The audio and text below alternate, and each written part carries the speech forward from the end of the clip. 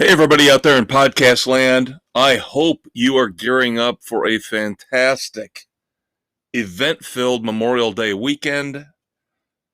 Please remember why we're getting a 3-day weekend. Most of us are, some of us are, but please remember the reasons why we get this time off. Salute the ex military. If they're your neighbors, your friends, your family members, do your part to let these people know that we appreciate everything they have done for our country. Now, that being said, it is time to rock and roll. It is time for the Fortress of Rock. I am the Maestro, Kevin Crane. It is episode 93 of the Fortress. Taping here, as I mentioned, at the beginning of Memorial Day weekend, Friday night, May the 26th, 2023. And as always, glad to have you aboard for this extravaganza. Starting off, of course, as we always do in segment one with news of the world. What's going on in the world of rock and roll over the past week? Of course, first and foremost, I hate to lead off with the negative. And there's plenty of negative, but when I say negative, that means somebody very important, very significant, a legend in the world of music passed away. And that, of course, as most of you probably know by now, is the great Tina Turner. Tina Turner passed away here just a day or two ago as we tape.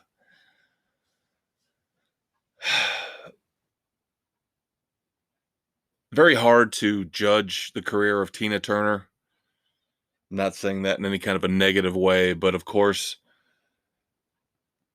a lot of her significance comes from the trials and tribulations she had to go through when she was a younger artist. The abuse at the hands of her ex-husband and ex-music partner, Ike Turner. The great comeback. One of those artists that reinvented themselves in the 80s, of course, Private Dancer. What's Love Got to Do with It?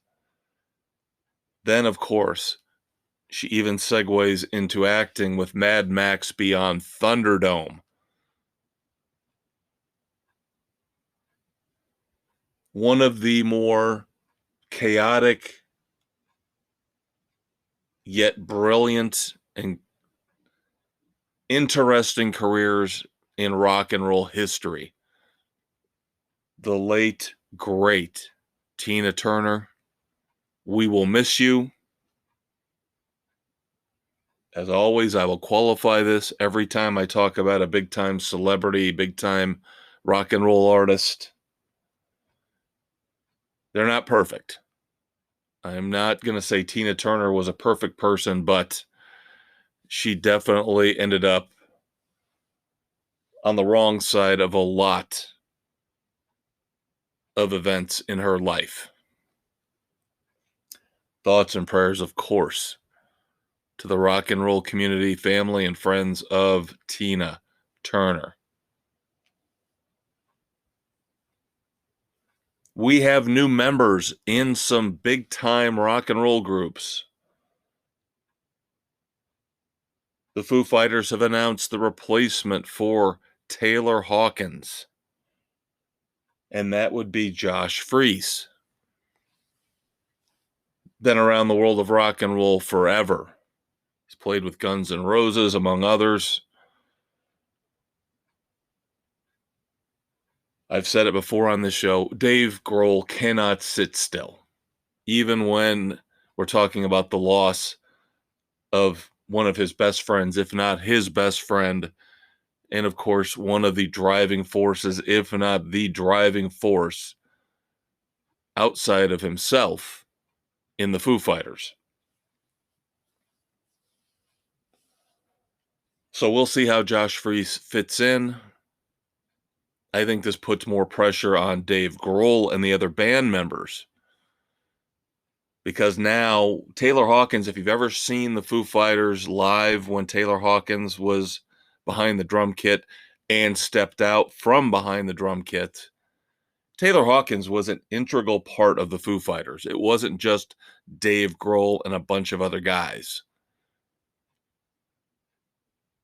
And I'm not trying to rip on Dave Grohl being a dictator. That's not who he is. If you've seen the movie Studio 666, you know they get along, all the band members, very well. They're friendly, they're compatriots, compadres, but we always suspected that Taylor Hawkins was the one behind Dave Grohl, kind of nudging him, pushing him at times when he needed it. Now I think the pressure falls squarely on the shoulders of Dave Grohl to carry the Foo Fighters on his own. Now in segment 2, we'll talk about the second single from their upcoming album. And maybe we'll discuss a little bit more based on what we're hearing if Dave Grohl can indeed carry the weight of the Foo. Now, a classic rock band has replaced one of their key members. Kansas has got a new violinist. I know that sounds kind of odd, rock, violin, but you know how that works. There are a lot of significant rock bands, one of which we'll talk about again in breakdown in segment 2, that used or uses violin to great effect in their music. And Kansas, of course, is one at the forefront. So, Joe Dennison is now the new violinist for Kansas. Just got to see Kansas last year in concert for the first time ever.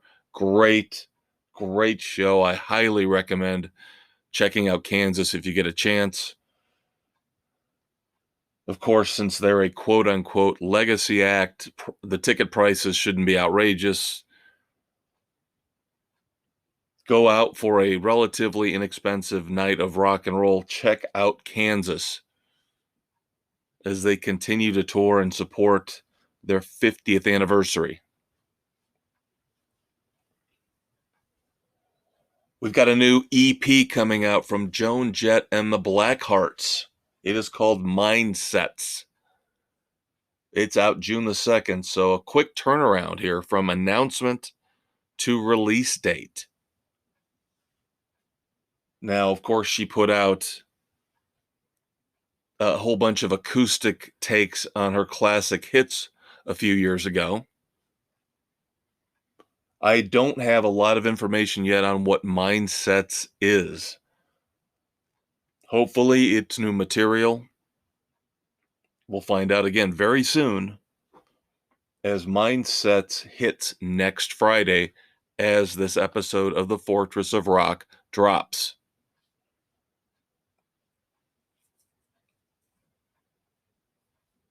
Tour news.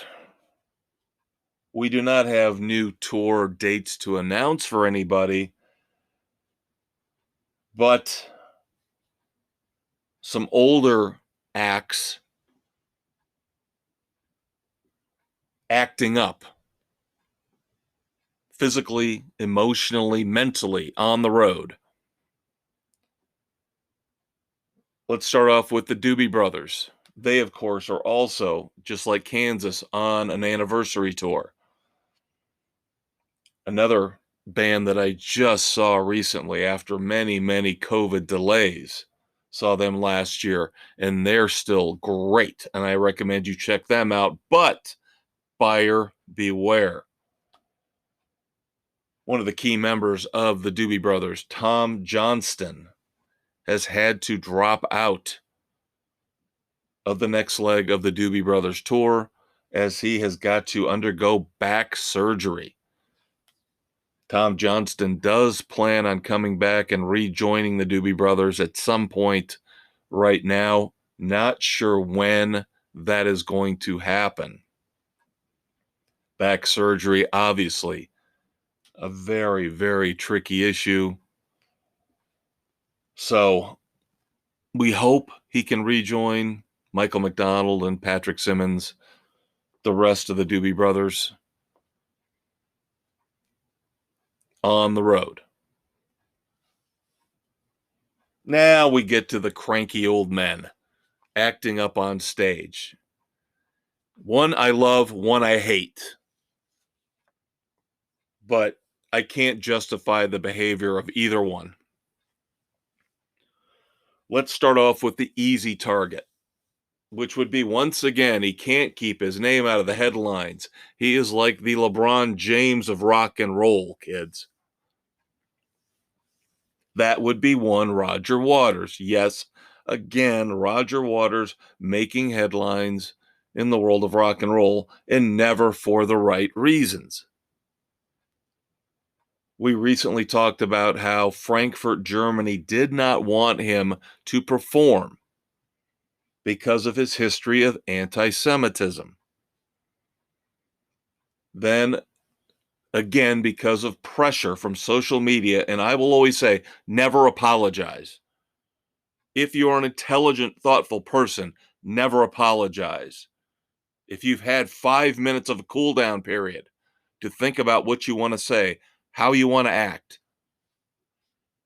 then do it. Don't apologize. Whether it's awful, nasty, or benevolent and fantastic, do not apologize, because it is who you are. Be proud of who you are. For better or for worse, be proud of who you are. Accept who you are. But Roger Waters is just an evil human being.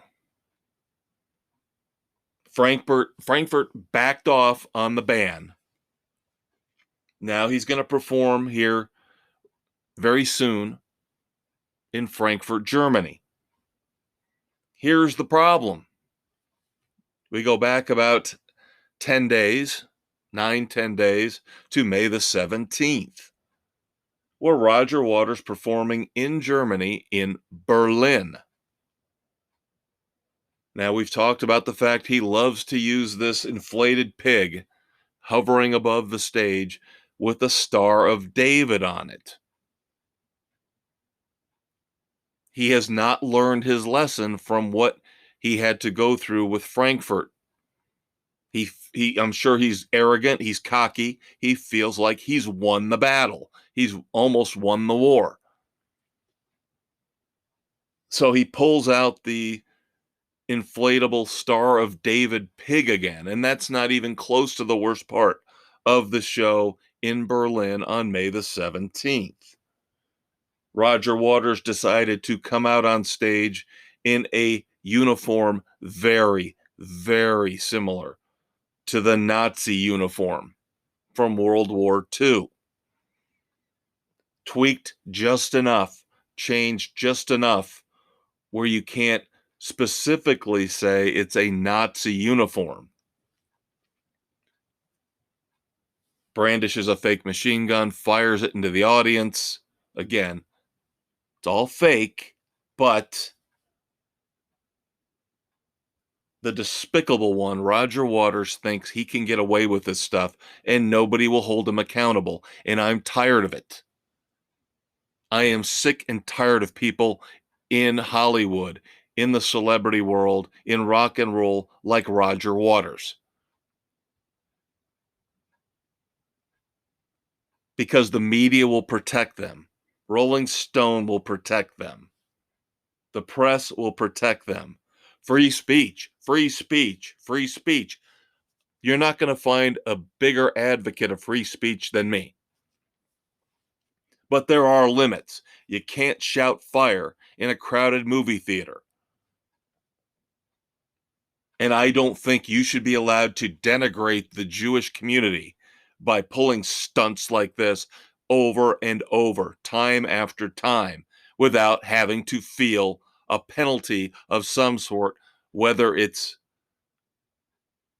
financial, whether it's loss of ticket sales.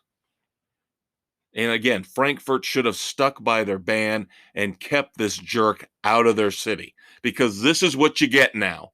Frankfurt, this is what you got coming. This kind of garbage from the unbelievably despicable Roger Waters. Thank goodness at least officials are putting together a criminal investigation based on the Nazi-like costume that Roger Waters wore. And I will say it once again for the last time, he is an evil, nasty human being. And the fact that people like Tom Morello and Eric Clapton stuck up for him, they're disgusting as well. They are disgusting as well. And I am not apologizing for saying that. Now, finally, to wrap up news of the world, this hurts. This hurts me to my core because musically, one of my favorites of all time. Now, I've always been able to say that I pride myself. I don't know if that's the right way to really put it, but I can separate the art from the artist. Perfect example in the acting world would be Kevin Spacey. Kevin Spacey is a degenerate scumbag of a human being, but I think he's a brilliant actor. I can separate the two. And I am going to have to continue to do this with one John Cougar Mellencamp. See, John wouldn't like me for doing that, but I don't care because I still think he was an idiot for getting rid of the coolest rock and roll stage name of all time, John Cougar Mellencamp. John is still salty as ever.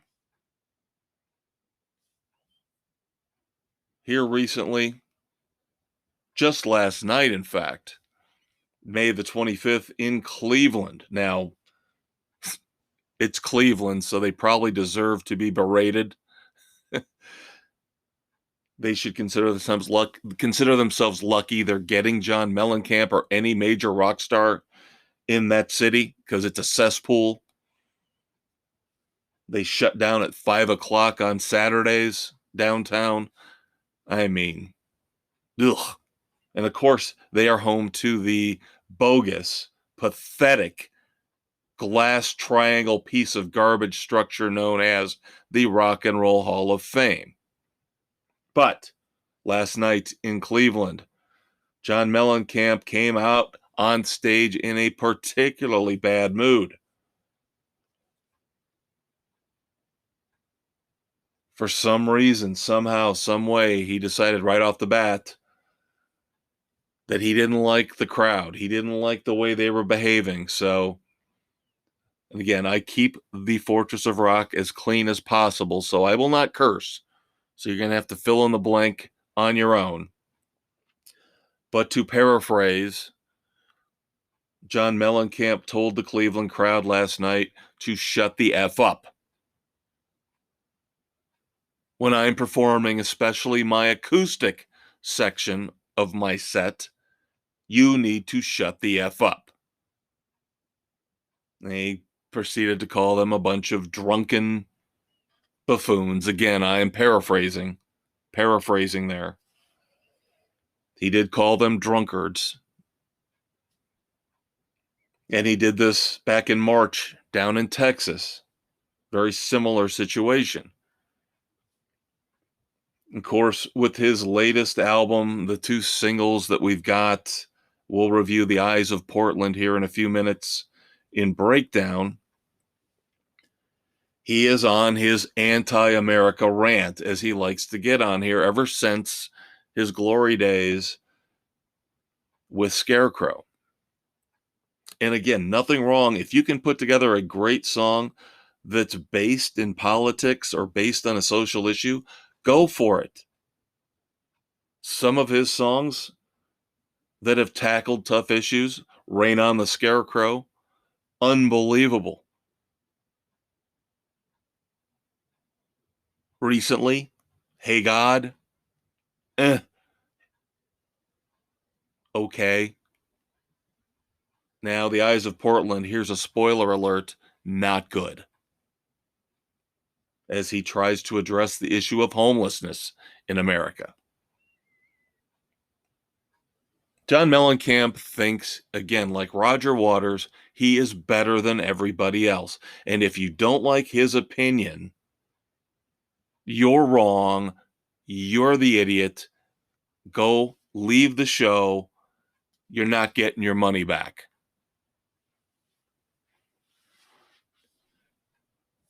For old guys, Waters and Mellencamp seem to act a lot like young social media trolls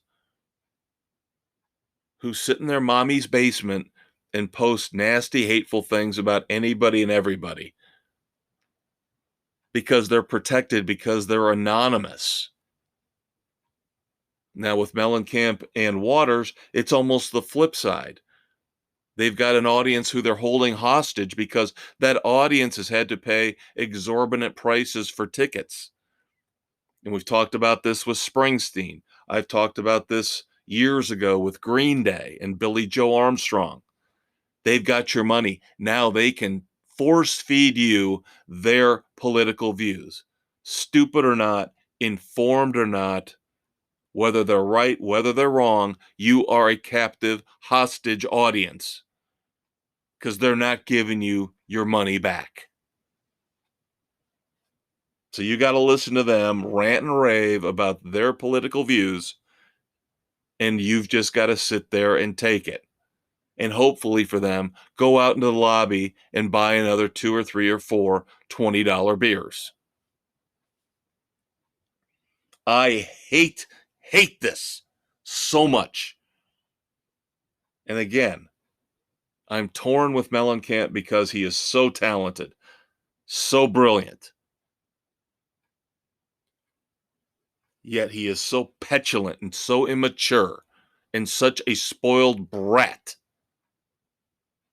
The bitter old man.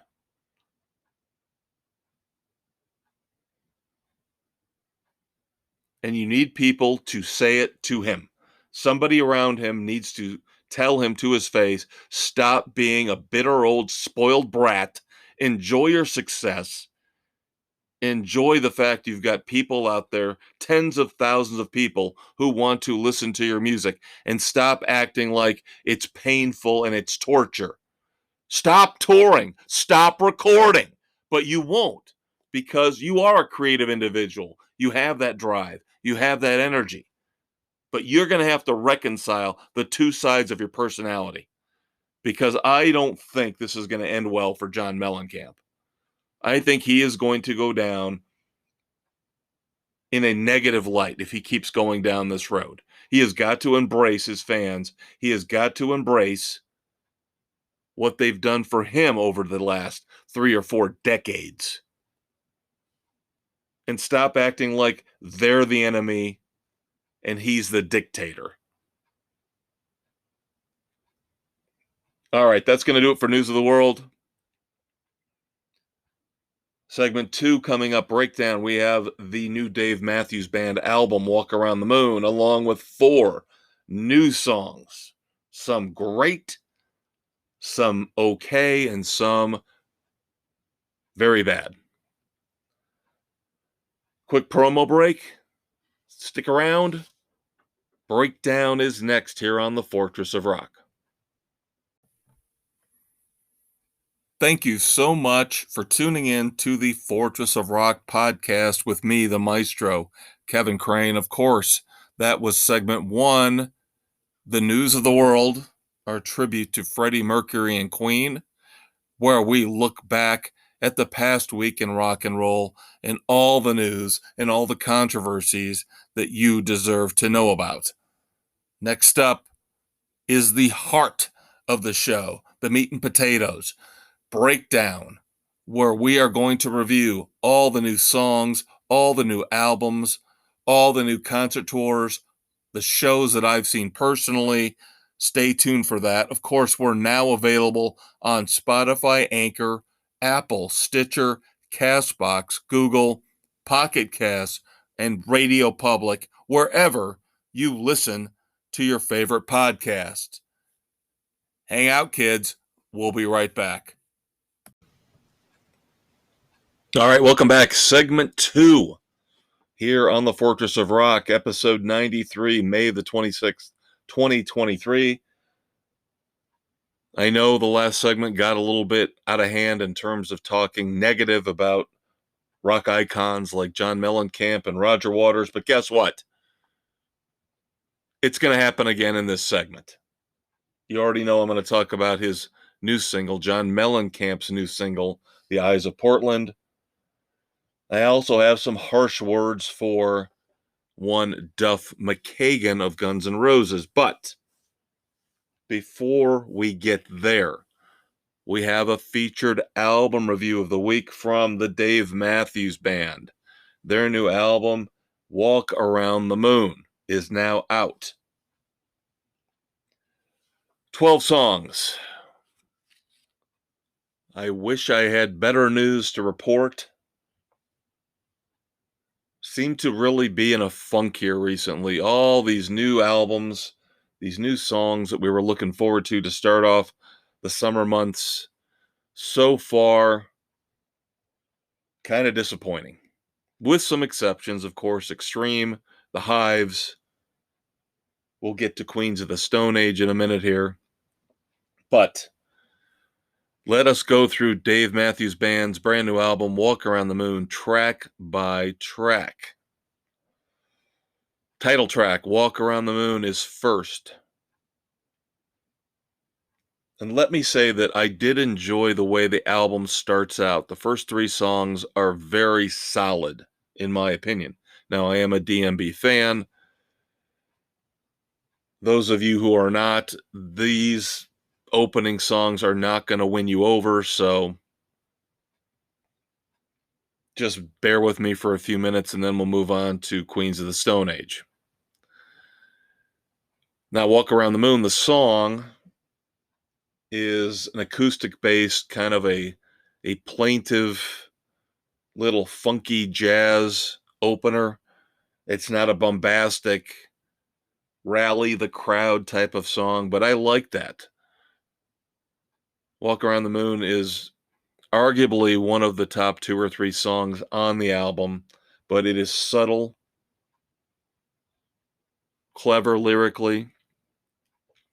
And then you get into song we reviewed before here on the Fortress, the second single. Oh no, the first single, I'm sorry. Second single was Monsters. We'll get to that later. The first single was Madman's Eyes, second track on Walk Around the Moon. This is more of the prototypical Dave Matthews Band formula. A little bit more up-tempo, darker lyrics. Ostensibly another song about gun violence. We talked about Hey God from John Mellencamp in segment 1, briefly. And then very clever songwriting again in track 3. The song is Looking for a Vein. Now, of course, the first thing that probably pops into your mind as well as mine is that this is going to be a song about drug abuse. But I will give Dave Matthews a ton of credit for how he wrote this song. Yes, it is about drug abuse, but no, it is not a basic hammer you over the head kind of song. Take notes, John Mellencamp. Maybe you could learn something from your farm aid partner, Dave Matthews. Looking for a Vein. The lyrics are so clever and so well done. The song is written as if you're dealing with a prospector, a miner, looking for a vein of gold or precious metals. But of course, the lyrics say trapped in a deep dark hole, trying to find a way out, trying to find that light, that glimmer of the precious metal. Again, one of the better songs on the album, especially because of the lyrics and the songwriting. Musically, it's okay. So we started off very well on Walk Around the Moon. Then everything falls apart. And I happen to have read a couple early reviews from some Dave Matthews Band fans on Amazon. And the consensus, which I tend to agree with, is that this is a subpar album. And we start to really see that here on track 4, The Ocean and the Butterfly, track 5, It Could Happen, and especially track 6, Something to Tell My Baby. These 3 songs are subpar, and that's being kind. Other people pointed out these sound like just free-form noodling, not fully formed, fully structured songs with hooks. They don't have the musicianship that you would normally expect from the Dave Matthews Band. And I completely agree. After 3 solid songs to start off Walk Around the Moon, the next 3 are just boring, not even worthy of a reissue down the road of bonus tracks or lost songs in a box set. Just ugh. Now we get into the second half of the album where things get a little better. After Everything, at least the first part, the first half of After Everything, is an upbeat Dave Matthews Band song, little bit of a Chicago feel, the band Chicago, with the horns. But then again, it feels like it's a half-baked song idea. It falls apart in the second half into just a bunch of not even jamming, just free form, let everybody do whatever they want, and it's just mass chaos, cats and dogs living together. So After Everything feels like half a good song. And then another boring, slower song with All You Wanted Was Tomorrow, track 8. And then again, another consensus I picked up from some of these online reviews. Track 9 is the song that everybody seems to be gravitating to because it is the one consistent up-tempo rocking song on the entire album. That is The Only Thing. The Only Thing is a breath of fresh air considering everything that has come before it. Outside of maybe Madman's Eyes, everything else on this album up to this point has either been a half-baked up-tempo song or just a mediocre up-tempo song like Madman's Eyes. After The Only Thing, you get Break Free, which is okay. Monsters, which was the second single, not the first, the second. Pretty good, pretty solid, but not great. And then another abysmal, slower song to end the album, Singing from the Windows. So basically what you've got with Walk Around the Moon is half an album. This would have been a great EP. 6-song EP, this would have been phenomenal. First 3 songs, throw in After Everything, The Only Thing, and Monsters. 6-song EP would have been outstanding. Expanding it to 12 songs with what you had left, not a good idea. Feels like filler. Again, feels like subpar jam band noodling, like people online have said.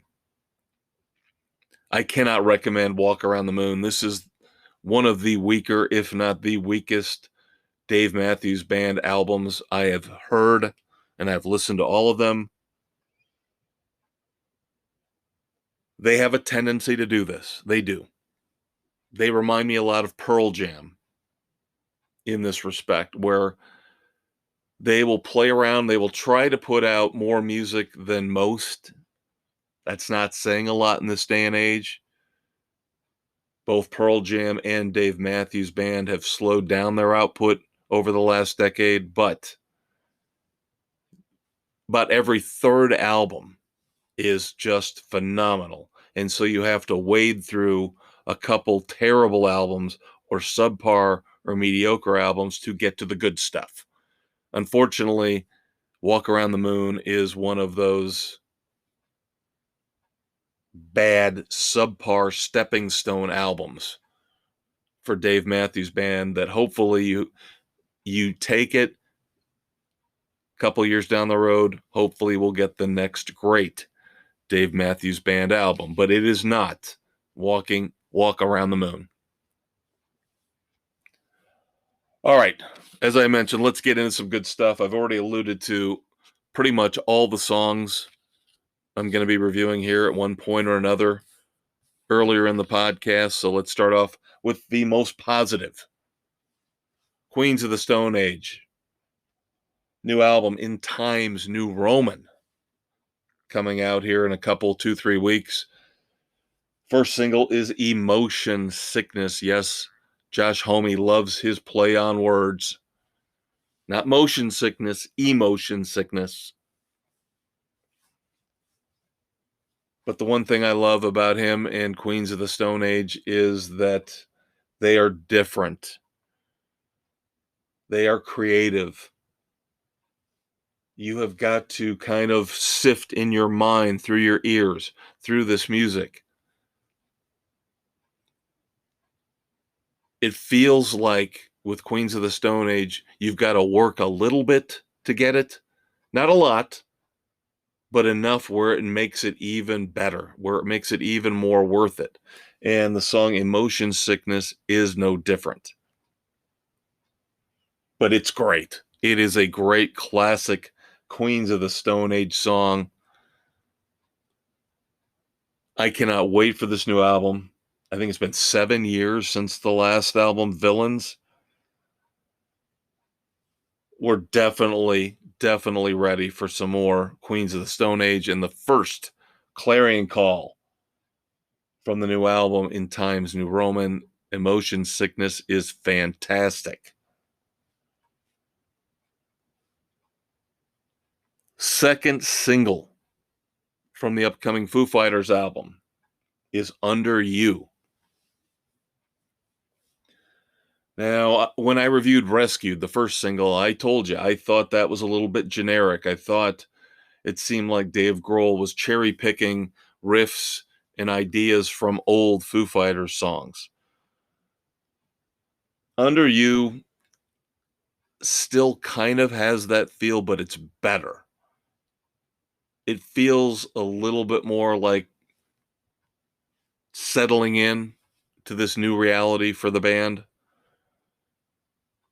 I liked Under You much more than I did Rescued. And Rescued isn't a bad song. It just sounded like an assembly line version of a Foo Fighters song. Whereas Under You sounds like maybe the deluxe assembly line edition with a couple little modifications and upgrades. Of course, last segment we talked about the addition of the new drummer, Josh Freese. And I talked about how now Dave Grohl will probably have to shoulder a heavier burden when it comes to the Foo Fighters. So I'm still cautiously optimistic through 2 songs now. Both solid, but neither one spectacular or outstanding. We will see. We're a couple weeks away from the new album. I would say check out Under You. Definitely worth your time. But let's see if you agree with me where it's still, I'll take it, but I want more. Unfortunately, the last 2 songs I've got for you aren't that great. You got to take the bad with the good. And I've already mentioned this artist and this song multiple times on the episode already. It is John Mellencamp, the second single off his upcoming album, Orpheus, Descending. First single was Hey God, of course, about gun control. The second single, The Eyes of Portland, about the homeless crisis in America. Now, when I reviewed Hey God, of course, I mentioned how it sounded a lot like the Lonesome Jubilee era in John Mellencamp's heyday, when he was still a multi-platinum selling artist. And of course, for most of the artists from the 80s, those sales numbers will never be reached again. But they're still popular, whether it's through Spotify or concert ticket sales. But John Mellencamp, I have had such an issue, such a problem with him over the last couple decades. I think it goes back to his album Cuttin' Heads. Cuttin' Heads started off with just an obnoxious, abysmal rap rock song. And at that moment, I just kind of looked in the mirror and I said, John Mellencamp will never be the same. He will never be the guy who I loved, who put out albums that I consider all-time classics like Scarecrow and Mr. Happy-Go-Lucky, Whenever We Wanted. It is very, very hard to deal with when somebody who you thought was a consistently fantastic, awesome, creative force in music became self-indulgent and self-important. And that's exactly what has happened with one John Mellencamp. I will repeat what I said in the first segment. You can write about politics all you want. Just make the song interesting. Just because you're singing about an important political topic or social issue, that doesn't make the song great in and of itself. You've got to make everything else around it, everything else in the song structure work. It's got to be catchy. It has to have a hook. It's got to have great musicianship. It's got to have great vocals. And yes, I'm getting a little tired of the cigarette rasp that we get from Mr. Mellencamp now. And it's no more evident than on The Eyes of Portland. Weak vocals, weak song structure, weak chorus, boring overall. The Eyes of Portland not worthy of a second single for those of us who actually want to enjoy our music. But if you want to be bludgeoned over the head or through the ears like a Q-tip dipped in acid, go ahead and listen to The Eyes of Portland, as John Mellencamp lectures you because he's better than you and he thinks he knows it. And you guys know,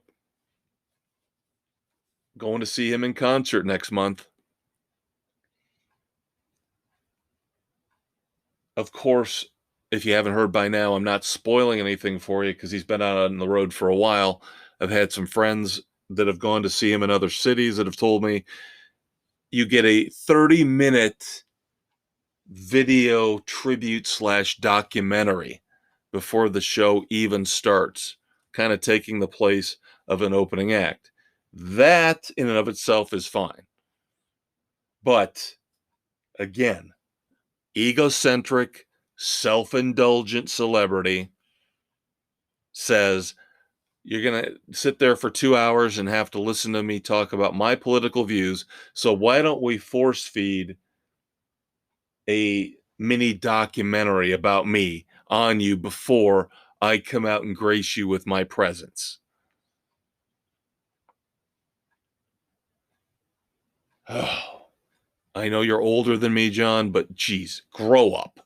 Grow up. Loved to refer to himself early on as the little bastard. Well, now he's just the old bastard. He's the get off my lawn guy who nobody likes. and I will still listen to his old music and cherish it and love it beyond belief. But this current incarnation of John Mellencamp that we've had to deal with through the last 20 to 25 years, I am not enamored with, personality-wise or music-wise. And then finally, it gets worse. How could it get worse, Maestro? It gets worse.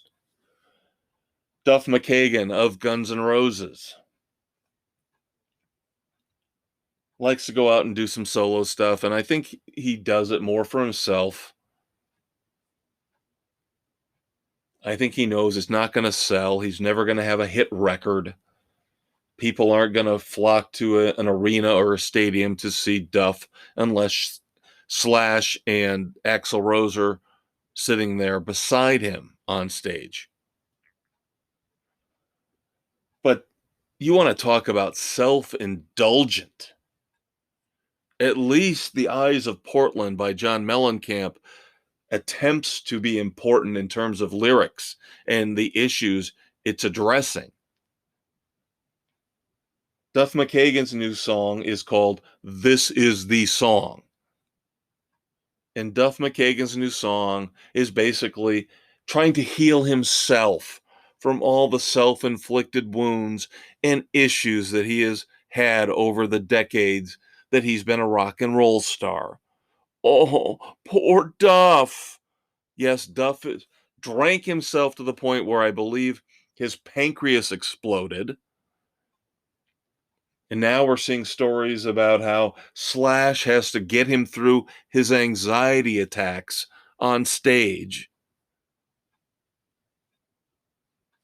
And I am not diminishing people with issues, people with anxiety.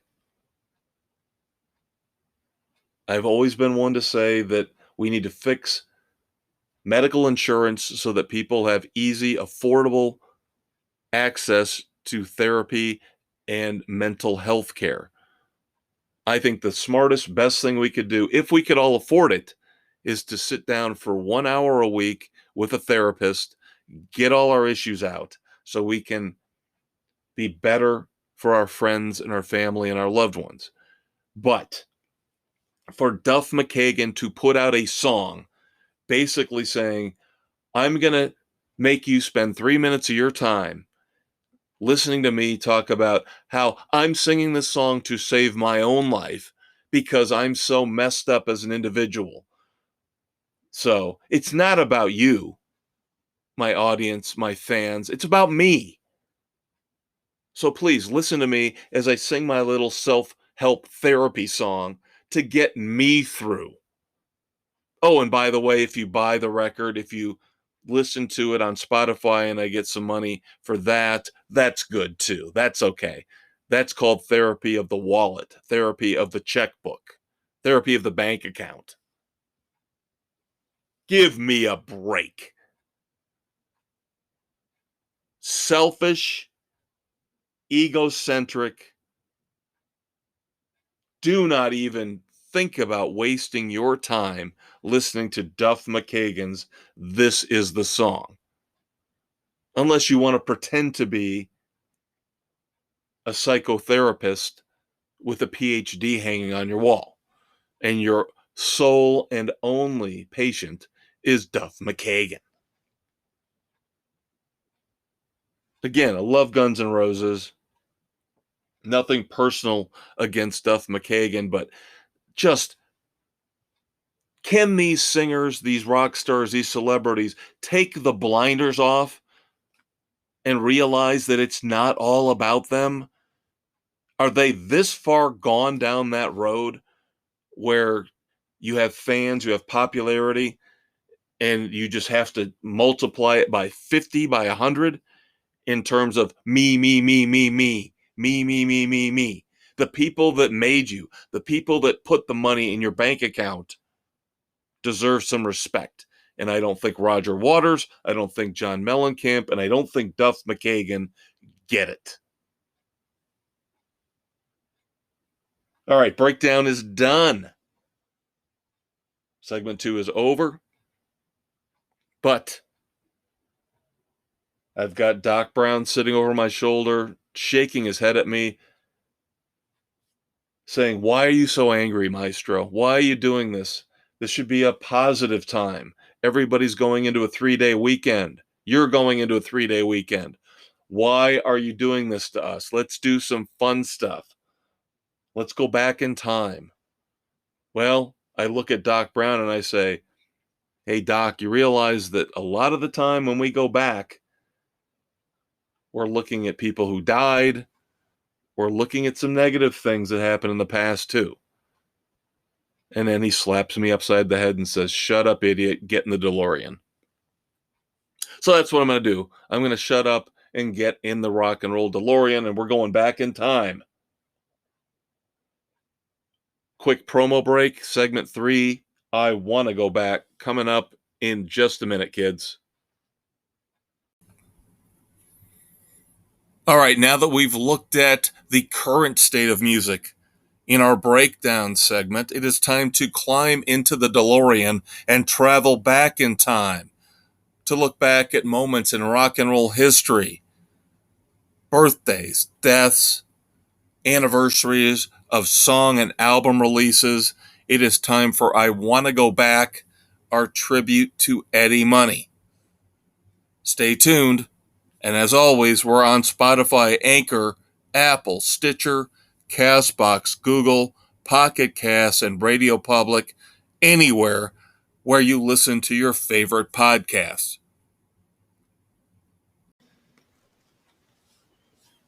On a gorgeous Friday night here, May the 26th, 2023, Doc Brown and I, the Maestro, Kevin Crane, are getting in the rock and roll DeLorean.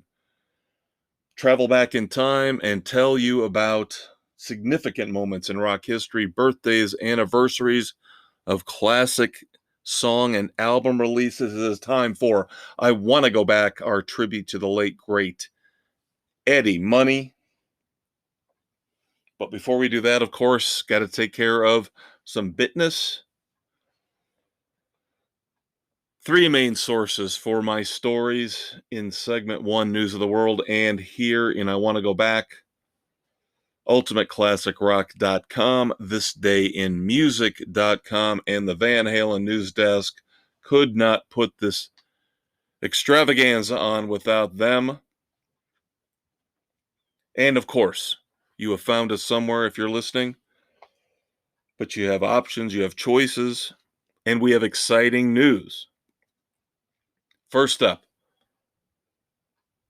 you can find us on Spotify, Google, Radio Public, Pocket Cast, Apple, Overcast, Castbox, Stitcher, Amazon Music, and Audible. And of course, the Facebook page, the Weekend Rock Project underway, New Music Sunday, of course, coming on Sunday. But we are in the works. We are working on a new platform. In addition to all the ones I just mentioned, iHeartRadio looks like they're going to hop on board with the Fortress. So by next week, you will have another way to listen to the Fortress of Rock, iHeartRadio.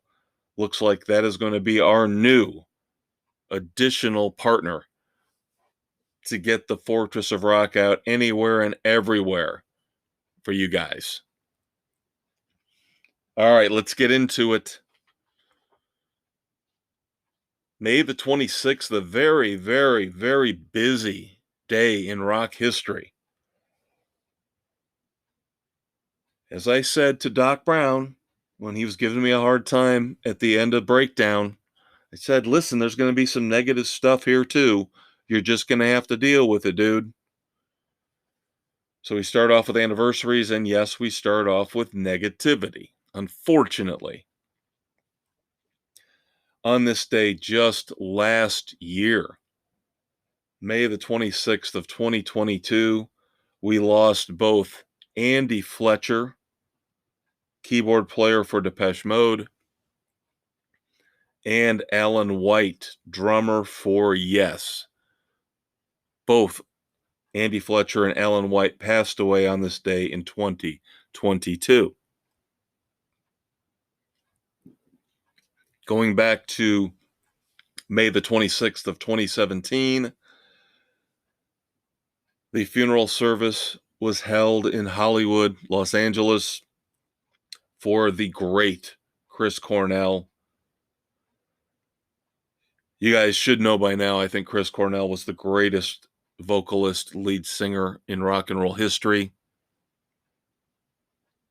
Yes, to me, he's up there with Jim Morrison.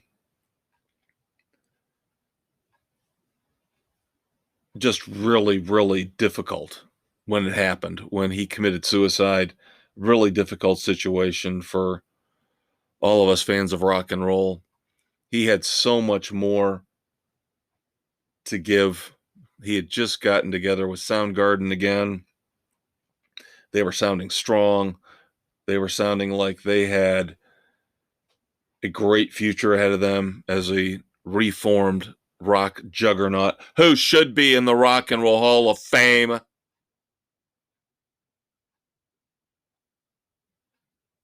But unfortunately, on this day in 2017, Chris Cornell was laid to rest out in California. May the 26th, 2002, the British version, the UK version of the Osbournes, At Home with the Osbournes, aired for the very first time on MTV overseas in the UK. I'll admit I watched a lot of it. I watched the Osbournes. Do I regret it now? To a point. I hate to look at myself as somebody that helped perpetuate reality television. The Osbournes still ends up being one of the few reality shows I ever watched, even though it was one of the first. But still, if somehow, some way, I could have done my part by not watching the Osbournes to quash, destroy, kill the momentum of the reality TV genre, I would have done it. I would have stayed away. I think reality TV is brain dead, stupid television. I don't care if it involves rock stars or not.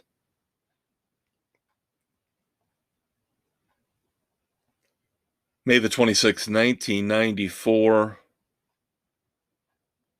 the marriage from rock and roll hell. Michael Jackson marries Lisa Marie Presley. Ugh.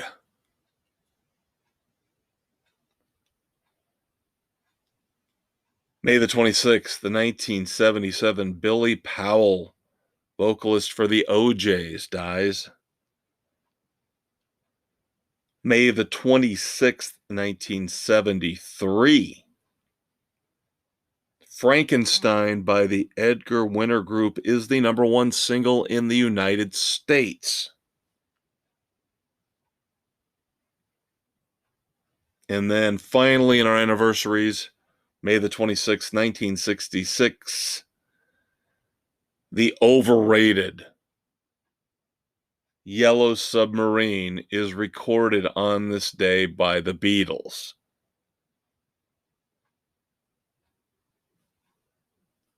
I am not even going to get on my soapbox about the Beatles.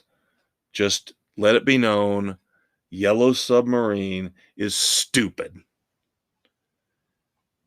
And Beatles sycophants who think that everything that they did cannot be criticized, cannot be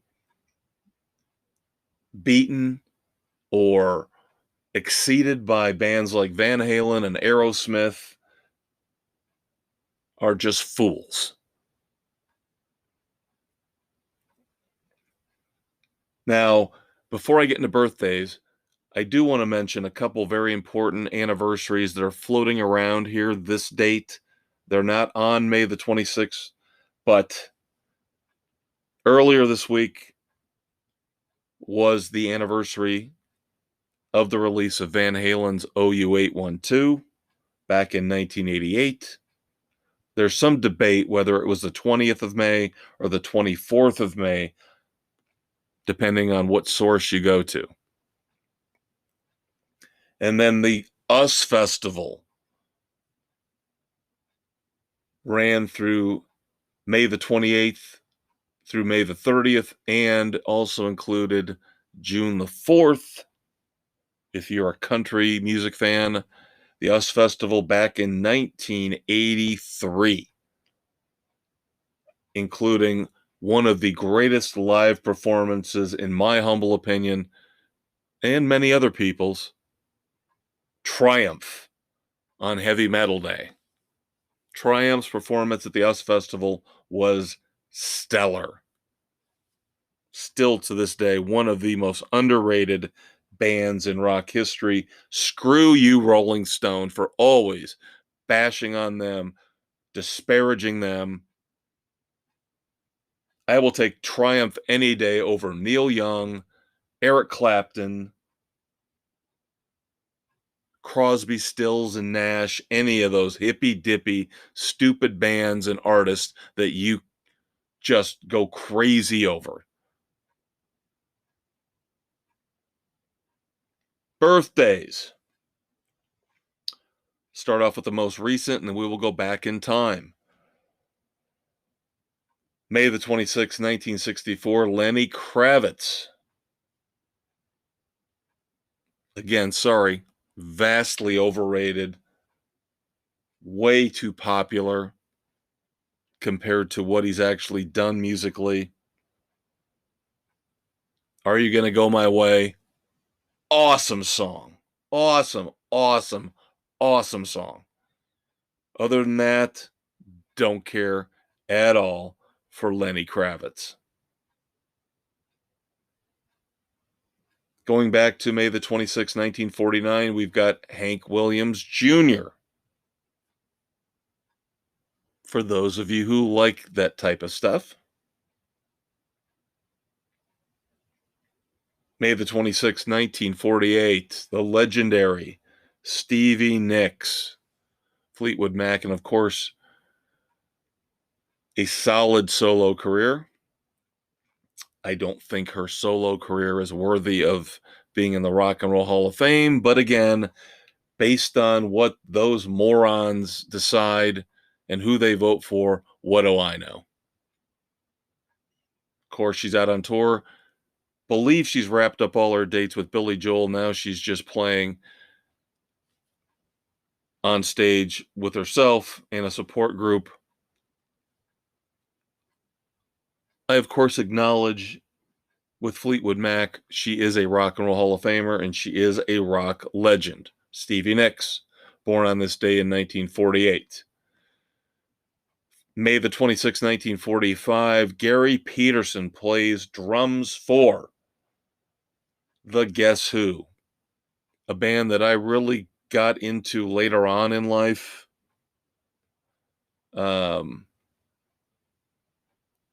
Wasn't really interested in them. Growing up in the 80s, it was all about The Crew and Rat and Van Halen, Cinderella, and I didn't have room for some of these bands that I learned to love later on in life, like the Guess Who and the Outlaws and the Allman Brothers. But very, very, very happy that I have been able to appreciate now the greatness of the Guess Who. Here's one for you hippy-dippy music fans that I can't stand. May the 26th, 1940, Levon Helm, vocalist and drummer for The Band. Of course, known mostly for being Bob Dylan's backing band and then striking out on their own. And of course, The Last Waltz, their final concert, recorded, I believe, 99% sure Martin Scorsese directed it. Who cares? Seriously, another overblown, overrated band because of Oh, they're connected to Bob Dylan. Oh, Rolling Stone loved them. I have not listened to more than maybe 2 songs in my life from the band. I remember as their career was winding down and they had that video that actually, when MTV was just taking off, I remember Levon Helm was singing The Night They Drove Old Dixie Down. Big whoop. Sorry. You can say I missed the boat on that one, but I don't really care. You can have the band. I'll take the Guess Who. How about that? You take the band, I'll take the Guess Who. Maybe we'll both be happy in the end. And finally, legendary jazz trumpeter Miles Davis, born on this day, May the 26th, in 1926. So that's going to do it for I Want to Go Back. Doc Brown, still thinking I'm a little too negative on this fine Friday night. I'm basically going to tell Doc Brown during the promo break to go have a shot at tequila, mellow out, don't take it so personally. What does my disdain for John Mellencamp and the band have to do with your personal happiness? I will have an adult beverage or two once I'm done recording this podcast. Why not? Maybe I'll listen to some old John Mellencamp. But I am not listening to Roger Waters or Pink Floyd or the band. Guaranteed. But what I can guarantee is there is one final segment left. That is Wrap It Up. And man, do we have a lot to talk about when it comes to album reviews over the next month. We have got it all scheduled, slated out for you, kids. You do not want to miss this. Just a few minutes of Wrap It Up, but very much worth your time. Quick promo break. I'll be right back. Well, we hope you enjoyed our trip back in time, looking back at the anniversaries, the classic moments in rock and roll history. But of course, the DeLorean works both ways. So now we have to move forward. The last segment here, as always, on the Fortress of Rock with me, the Maestro Kevin Crane. Spotify, Anchor, Apple, Stitcher, Castbox, Google, Pocket Casts, Radio Public, wherever you listen to your favorite podcasts. It's all about the future. What's coming out here in the next month or two? What songs? What albums? What concert tours? That's why we call it Wrap It Up. Thanks to the fabulous Thunderbirds. Thanks to you for hanging out. Here comes our final segment.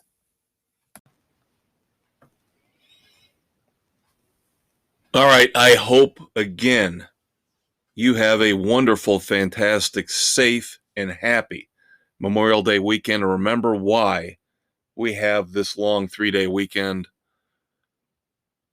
Shake the hand of anybody and everybody you meet who served in the military. Pat them on the back. Tell them how much we appreciate what they've done for us. Don't listen to the stupid politicians in Washington. Do it because it's the right thing to do. Wrap it up, our tribute to the fabulous Thunderbirds. Of course, our look ahead to what's coming up. Album reviews, song reviews, and concert reviews. Still just a slight bit out of the concert review window, but we're getting very close. Very, very close. In terms of albums, next week, the new Matchbox 20 album, Where the Light Goes, will be our featured album review. I hate to say this. I'm not trying to discourage you from listening next week, but I've listened to Where the Light Goes already today, as it's been released on Friday, May the 26th, as we tape episode 93. So far, initial listen, not impressed. But we are going to have not one, but two huge, huge album reviews for you the week after that. Rival Sons and Foo Fighters. That will be an episode you do not want to miss. I have a feeling we will bounce back with those two albums, and it will be a glorious weekend of rock and roll. The week after that will be the brand new album from Extreme, 6. Again, very optimistic that we will not be let down by Nuno Bettencourt and Gary Cherone and the boys in Extreme. Then, closing out the month of June, the last two episodes of June, we will have John Mellencamp's Orpheus Descending. I don't want to talk anymore about John Mellencamp today. I'm just worn out. I'm just worn out. And then, of course, Queens of the Stone Age in Times New Roman. Not sure which one we're going to do first. One will be on our June 23rd episode. One will be on our June 30th episode. Not sure. I will probably go with Queens of the Stone Age early because, again, feeling better about that one than I am John Mellencamp. I don't want to subject myself to getting berated and preached to. Plus, I'll probably want to keep the momentum going from Rival Sons and Extreme and Foo Fighters before we get let down miserably at the end of June by John Mellencamp. And of course, the next concert we will be reviewing will probably be on June the 30th. We might actually do a John Mellencamp album review in the same episode as a John Mellencamp concert review. How about that, kids? That would be, I think, the first time that would ever have happened here on the Fortress of Rock. In terms of songs, now, you know, I'm a little bit more loosey-goosey when it comes to the songs. I'll throw some out there, some ideas, and sometimes I'll follow through, sometimes I won't. The ones that I'm still debating, new stuff from the Pretenders, Bryan Adams' little anti-war song, Peter Gabriel, of course. You guys know how I've been with Peter Gabriel. I've been very happy with what I've heard. It just takes me quite a while to get around to listening to the new stuff from the upcoming I.O. album. Now, we talked last week about the next single from Greta Van Fleet, about their jumpsuits, Sacred the Thread. I will have a review of that next week, unfortunately for me and you. Third single from the Foo Fighters, already out. Show Me How. That should be on the slate as well for next week. Down the road, beyond that, new Joan Jett and the Blackhearts. We talked about in segment 1 the new EP Mindsets, out June the 2nd, the first single off Mindsets from Joan Jett and the Blackhearts, If You're Blue. And then Aaron Jones, second single from his upcoming album, is called The Title. So there you go. That is wrap it up.